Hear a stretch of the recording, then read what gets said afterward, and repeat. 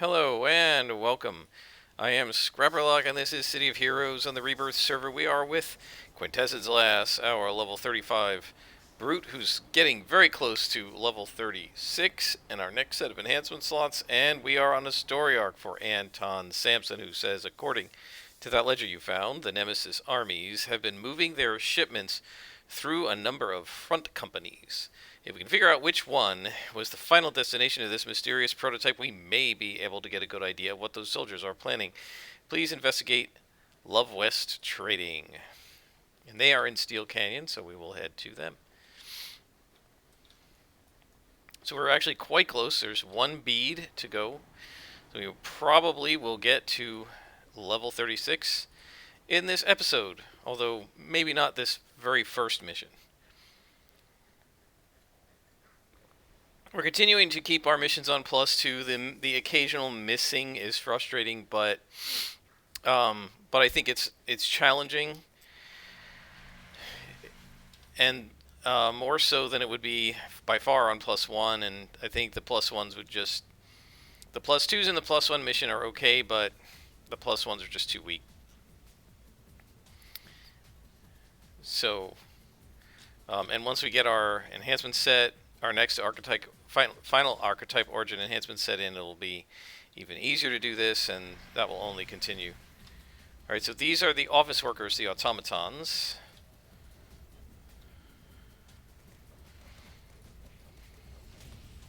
These guys are generally easier than equivalent normal Nemesis.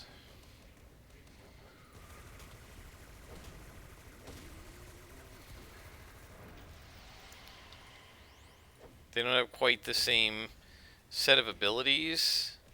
I believe their lieutenants still do buff when they get knocked unconscious. So we have to watch for the lieutenants. But the regular ones are not so bad. They don't really have a lot of abilities. They just shoot at you. They don't have any real defenses. And they seem weaker than even the regular Nemesis minions. Whoops.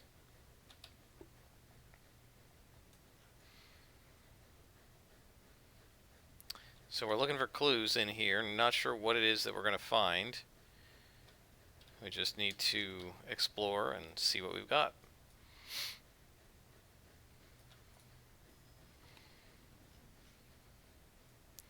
Speaking of exploration, kind of, I've been working on the next, or trying to work on, and I would say actually been woefully unable until yesterday to work on the next adventure, or the next series of adventures, whatever you want to call it, that my D&D group is going to go on. They just got back from the astral plane, and they arrived in an elven town where the votive offerings of the goddess Diana have been stolen from its temple, and they know about that.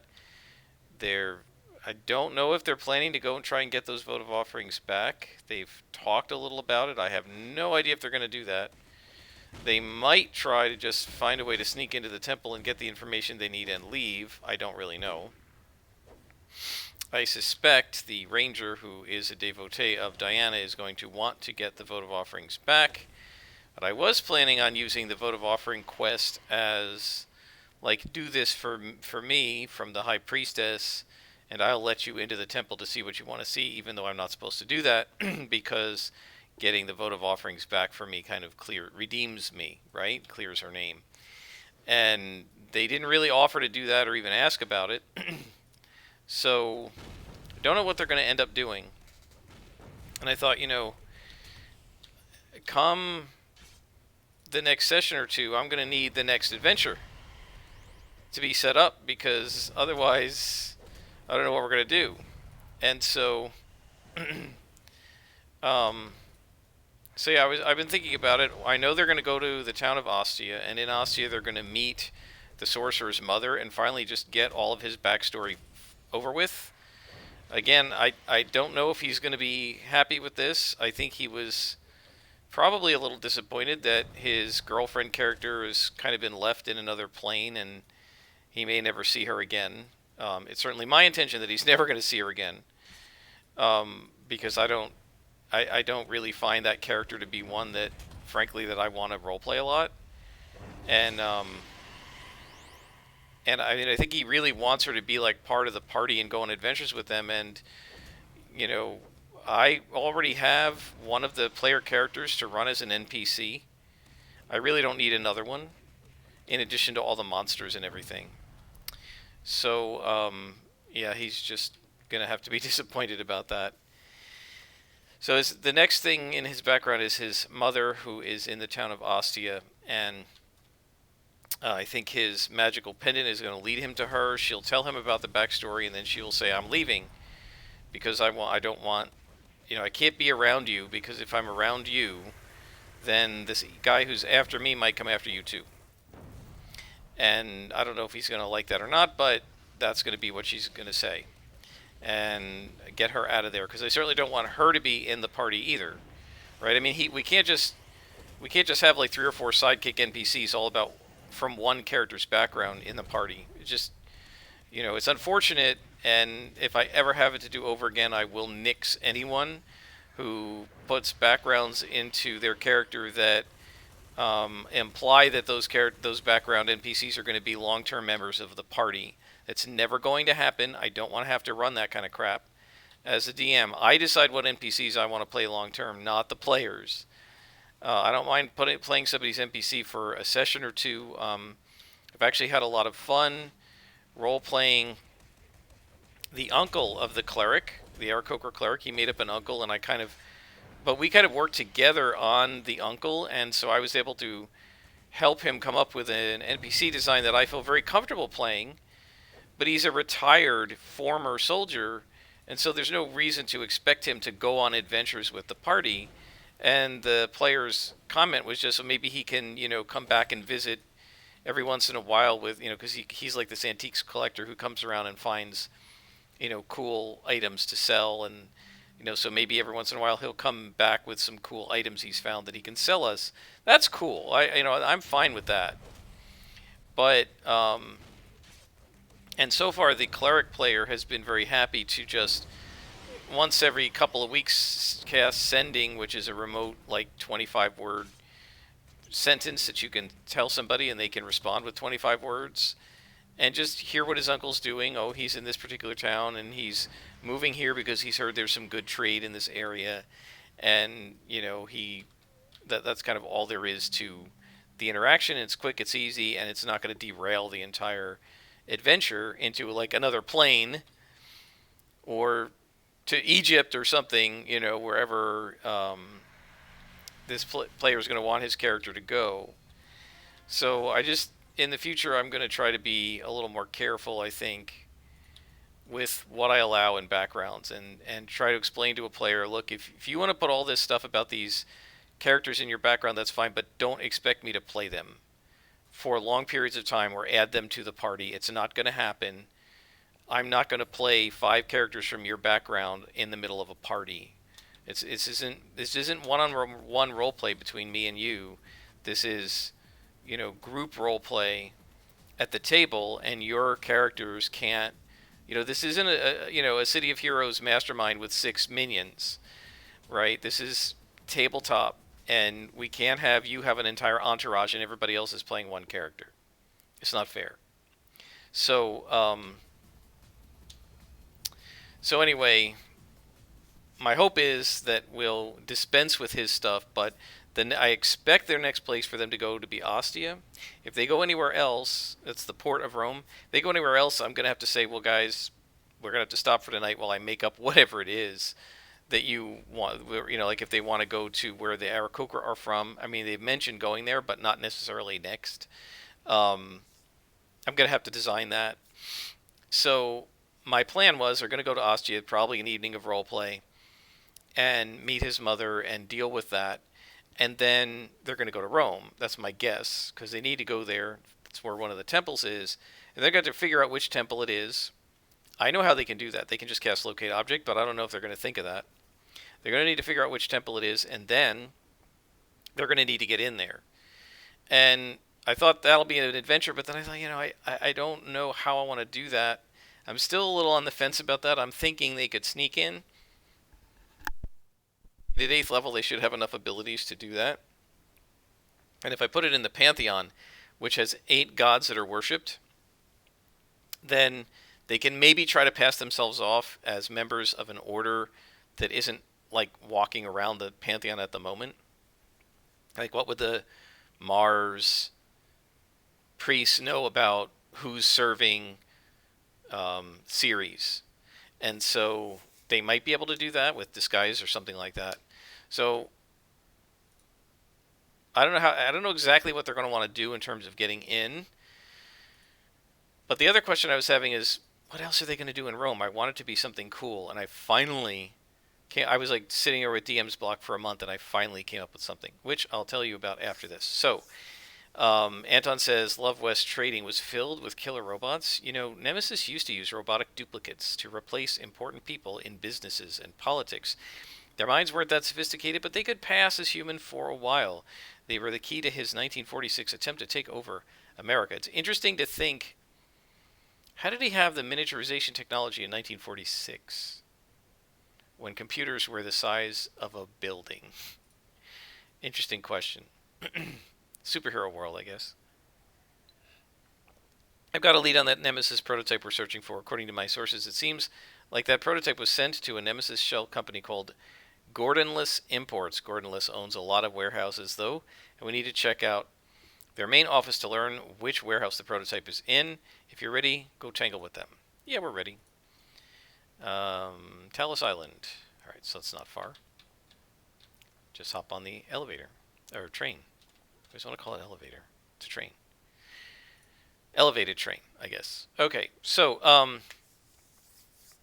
I've been completely stubbing my toe on what am I going to do in Rome with these guys. I want it to be cool. So now one idea I've been kicking around a long time, but I have no idea if they're going to want to do it, and I think most of them probably won't. But I think it should be possible, is them getting into a gladiator bout. And so I came up with a couple of different things. Like they do beast hunts in the Colosseum, where you're basically hunting animals, right? They were doing lions and stuff, of course. In this case, it would be monsters. So then I was looking up monsters, and I figured it'd be 3 rounds, elevating difficulty each round. And the winner, if they get through all 3 rounds, they'll get some money. They can do it either solo or as a group, depending on what they want to do.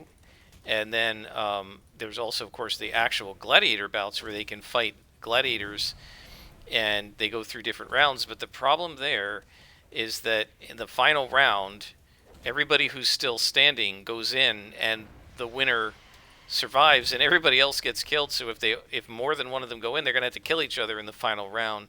Don't think they're going to want to do that. I would be highly shocked if they wanted to do that.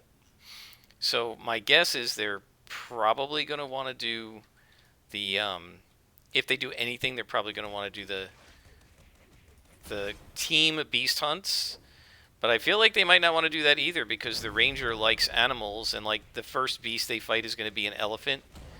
I don't know if she's going to want to fight an elephant and kill it. I mean, it's just an innocent elephant that was captured in Africa and brought here by the Romans to entertain in their sort of very brutal way, to entertain the people of Rome. And so I don't know if she's going to want to do that. I also came up with, I think, a froghemoth, which is like this giant mega weird multi-limbed frog, and I thought that was kind of cool, and it's something that they might have found in a swamp somewhere and brought it to into the city to be in the beast hunts.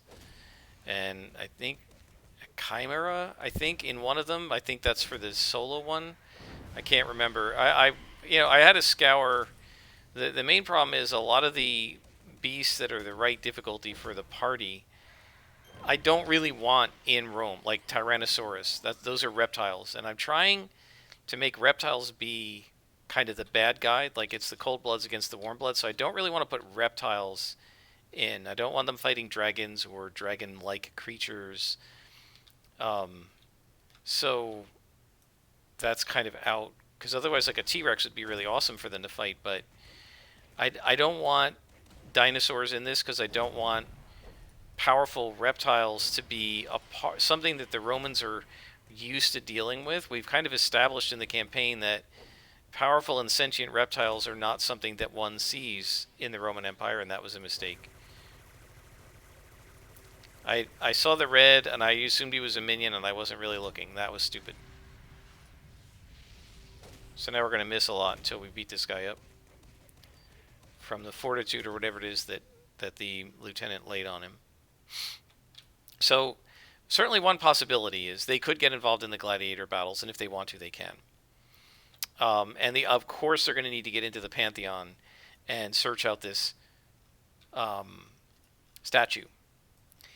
But then I thought that there should be other stuff to do in Rome that's cool, and stuff that you maybe can't do anywhere else. And one of the things I've been saying all along, because I don't have, other than maybe being able to buy a basic healing potion, I don't have any magic shops in any of the towns and cities. And I've told them, Rome, you can get anything in Rome. But I still don't think that it makes any sense to have just a shop full of magic items that you can walk in and buy whatever's in the DMG, or even whatever common and uncommon items are in the DMG, the Dungeon Master's Guide, or something like that. And how would you guard such a place? Everyone would want to break in there and steal. Every thieves guild, everybody would be trying to get in there. So I thought about it, and I thought, what if there's something like I don't even know if there's a word for it, but some sort of a discrete place that's kind of like the equivalent of a Swiss bank account, where everybody uses numbers instead of names, and to protect the identity of the people who own these powerful items. And there's some go-between guy who allows you to like negotiate with him as the middleman, and he gets a commission. And so I thought about this, and I thought, oh, this is a cool idea. So I came up with this thing called the Antiquities Exchange. And it's this little guy who has a couple of Goliath bodyguards, but he doesn't really need a lot of bodyguards because he doesn't keep any valuables himself.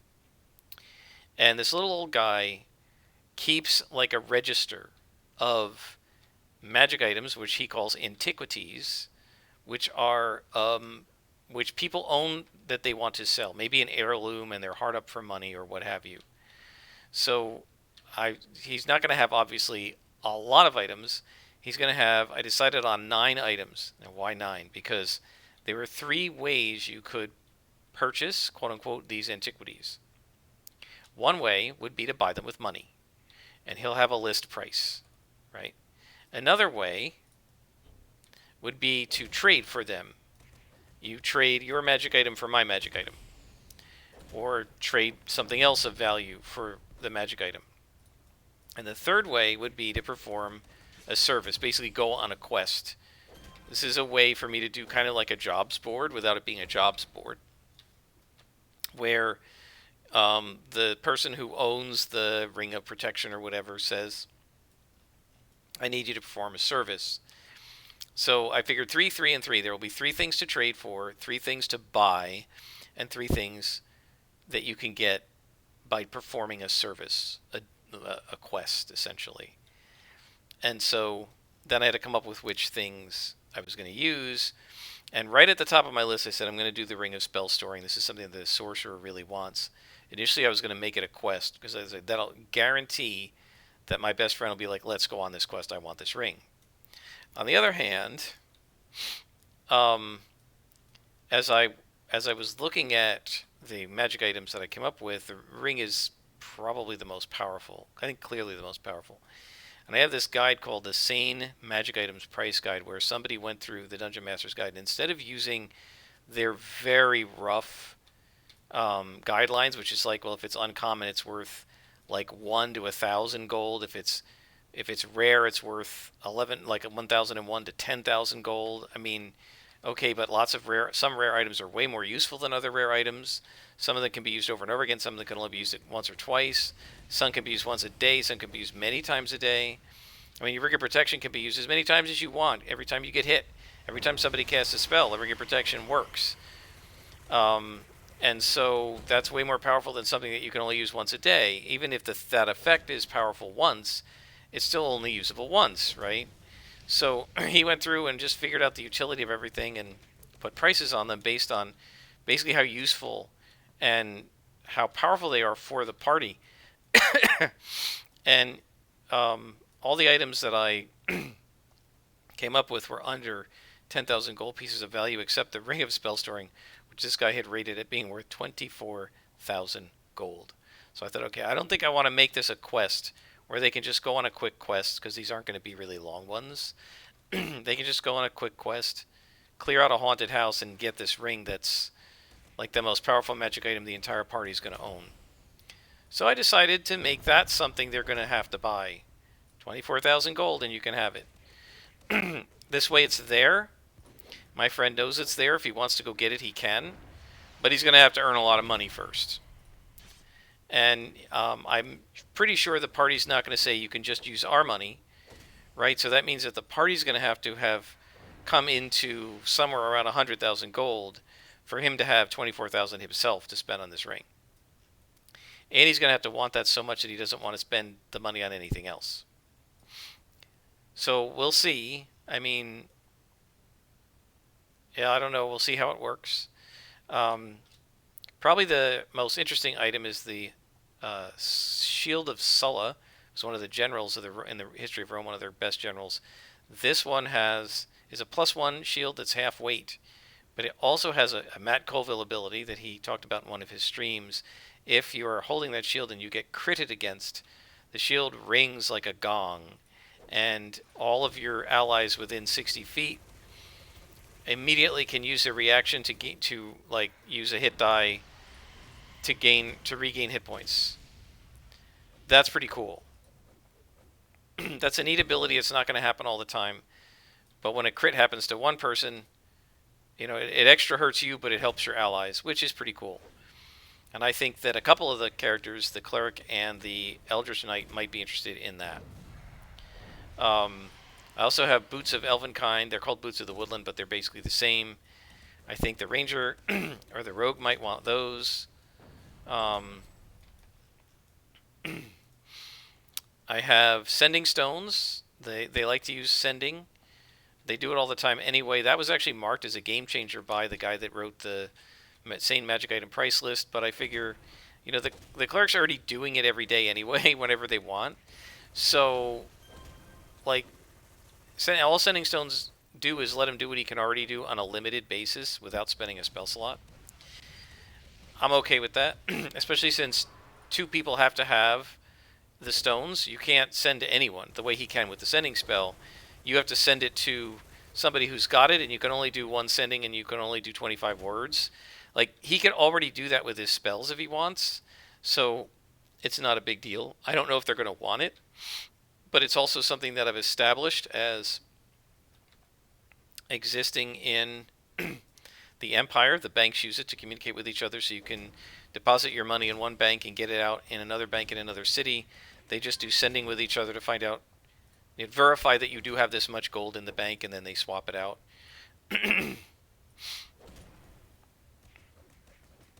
I put in Slippers of Spider Climbing. Again, I think these are marked as potentially game changing, but they're not in my campaign because we already have an Aarakocra who can fly. So it really doesn't matter if one of the characters can climb on walls, because the Aarakocra could already fly and lift one of them up anyway.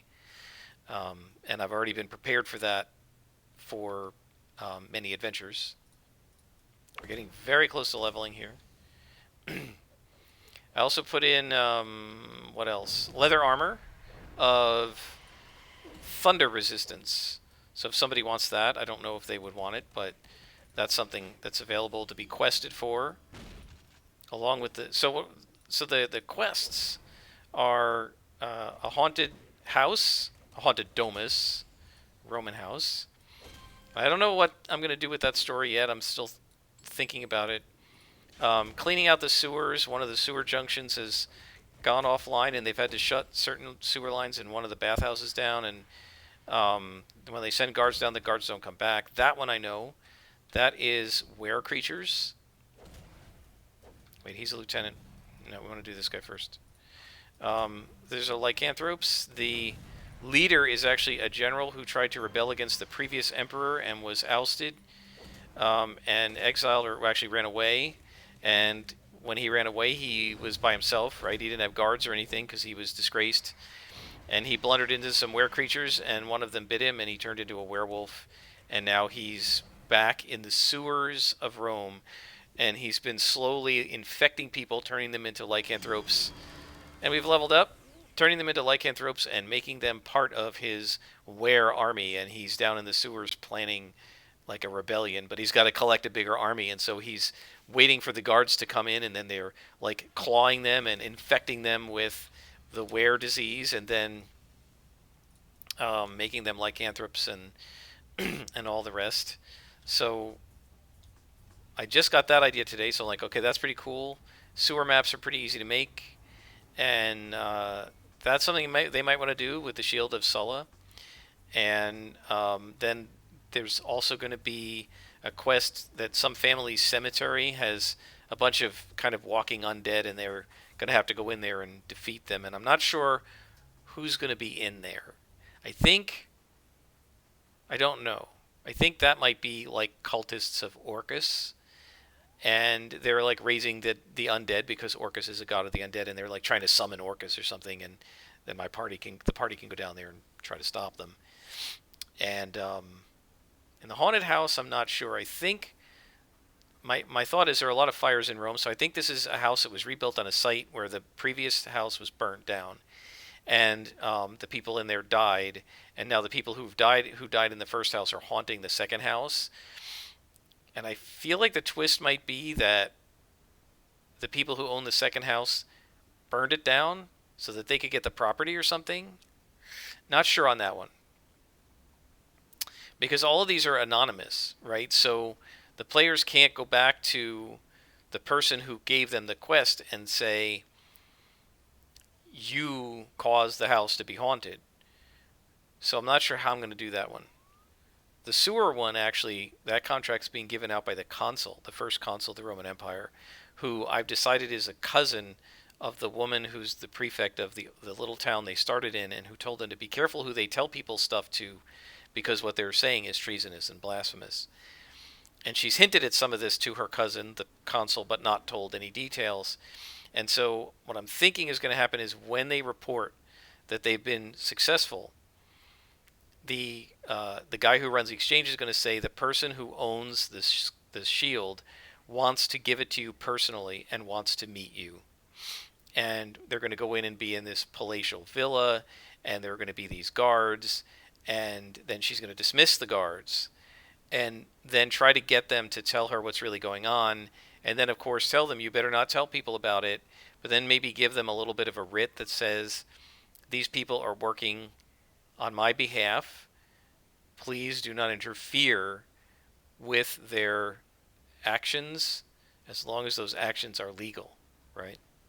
And so this may help them get into temples that they're not supposed to get into and stuff like this, because she is the first consul, right? Basically the vice president of the Roman Empire. And so I don't know, we'll see how it goes, but at least I'm starting to get some ideas. For weeks now, after I finished Shrine of the Kuo-toa, I've been just sitting around going, I don't know. I don't know what to do. I worked on the map of Rome and the map of Ostia, but I was just drawing a blank as to what adventures they could have there, and now I'm finally coming up with some cool ones and a cool reason to go on adventures if they want to. The big problem I'm having is they may very well just say, we're not interested in any of these magic items and doing quests for these magic items. We want to move on. And if they do that, that's okay, but that means it's a lot of wasted work. All right, now let's think about what we want to do here. I definitely want Energize, which is a self-heal, to be on triple recharge. So we're going to put a recharge on there. We're going to finish Shadow Punch. And then I think we're going to put a recharge on Soul Drain. I think that's good. So we need 2 recharges and what, a damage? What do I have for recipes? I have a damage. Can't do level 40 yet, but that's okay. And believe it or not, I have a couple of recharge. I just need some Spell Ink, which I think I have in the base. Let's take a look. So you'll get to see the base a little bit. I haven't done much with it. It's sort of our entry, Just a little place for me to sleep and character to sleep and study. Eventually there will be an enhancement table here. How much do we have for money? Oh, we have 106. We might be able to put an enhancement table down. Let's see. Then I could start dumping stuff if I want. Edit the base. We're going to come over here. And we're going to place an item. And we're going to go for a tech workshop enhancement table. And 95K, we can actually... Is that what I want? An enhancement table? Yeah.